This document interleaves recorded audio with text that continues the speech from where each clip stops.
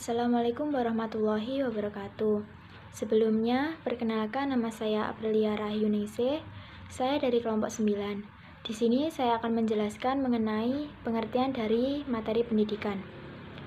Secara garis besar dapat dikemukakan bahwa materi pendidikan atau bisa disebut juga dengan edukasional material adalah pengetahuan, keterampilan, dan sikap yang harus dikuasai peserta didik dalam rangka memenuhi standar kompetensi yang telah ditetapkan. Tuntutan utama dalam pengembangan materi pendidikan Islam bukanlah materi yang padat.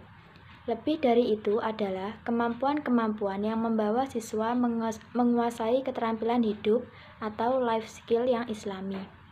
Keterampilan-keterampilan tersebut antara lain berhubungan dengan keterampilan berpikir, emosi, sosial, politik, ibadah, olahraga, kesehatan, kesenian, hukum, ekonomi, ilmu pengetahuan, dan lain sebagainya.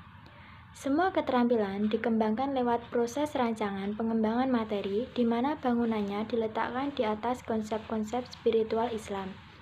Adapun ayat yang membahas mengenai materi pendidikan antara lain terdapat dalam Quran Surat Al-Rum ayat 9, Al-Luqman ayat 13-15, Al-Luqman ayat 17-19, Quran Surat Al-Qasas ayat 3, Quran Surat Al-Fussilat ayat 53. Di sini saya akan menjelaskan materi pendidikan yang terkandung dalam Quran Surat Al-Rum ayat 9. Di dalam Quran Surat Al-Rum ayat 9 menjelaskan mengenai hakikat yang berkenaan dengan sumber ilmu pengetahuan hakiki dari Allah Subhanahu wa Ta'ala. Allah Subhanahu wa Ta'ala dalam surat tersebut mengecam dengan tegas orang-orang yang tidak mau menggunakan akal dan pikirannya untuk memahami ayat-ayat Allah. Kita sebagai manusia hendaknya berpikir dari sejarah orang-orang terdahulu dan mengambil teladan yang baik untuk diikuti dan meninggalkan teladan yang buruk yang pernah terjadi.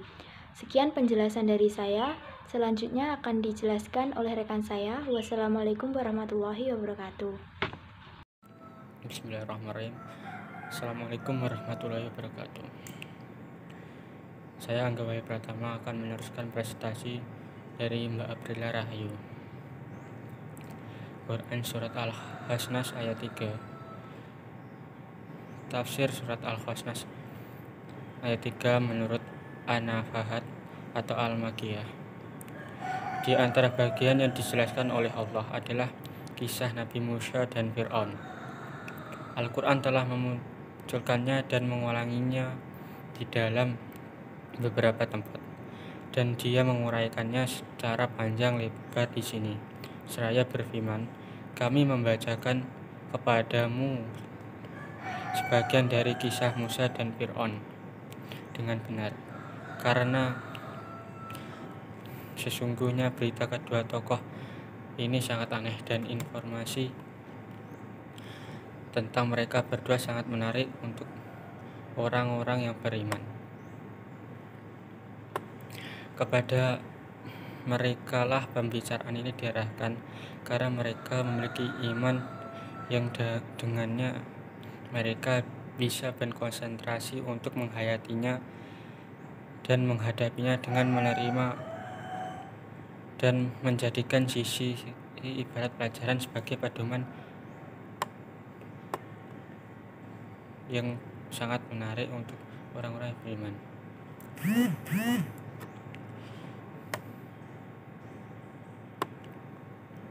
Dan menambah keimanan dan keyakinan kebaikan.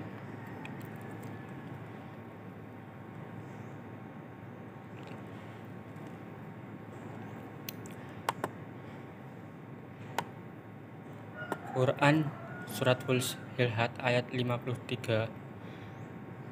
Tafsir ayat Quran Surat Fussilat ayat 53. Kami akan memperlihatkan kepada orang-orang yang mendustakan itu ayat-ayat kami berupa kemenangan dan keunggulan Islam dan menaklukkan negeri-negeri dan mengungguli agama-agama dan penjuru langit dan belahan bumi.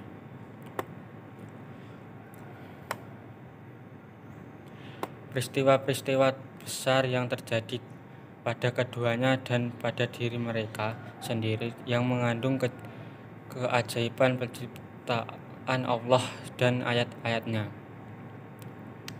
Sehingga dari ayat-ayat tersebut mereka mengetahui dengan jelas dan tidak menyiksakan keraguan bahwa Al-Quran yang mulia ini adalah hak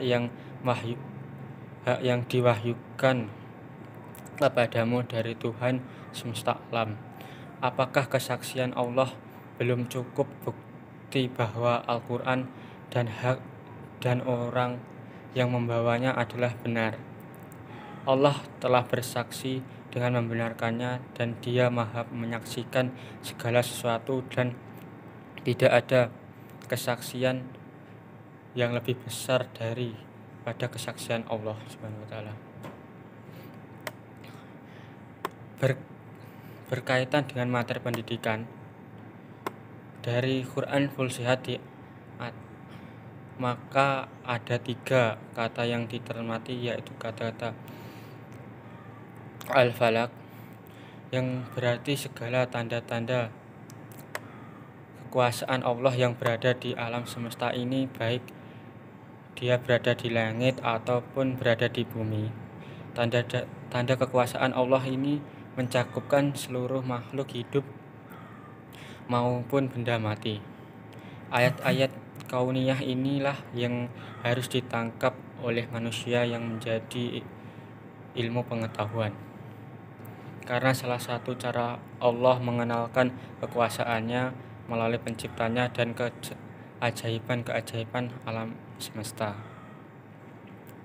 Isyarat-isyarat alam yang diberikan oleh Allah Subhanahu wa taala haruslah dikaji oleh manusia dan menjadi sebuah ilmu pengetahuan. Banyak isyarat-isyarat alam yang apabila kita selidiki dan kita berpikir objektif maka akan membawa kita pada kekuasaan dan kebesaran Allah Subhanahu wa taala. Sekian presentasi dari saya. Bila ada kekurangan atau kelebihan mohon maaf sebesar-besarnya. Wassalamualaikum warahmatullahi wabarakatuh.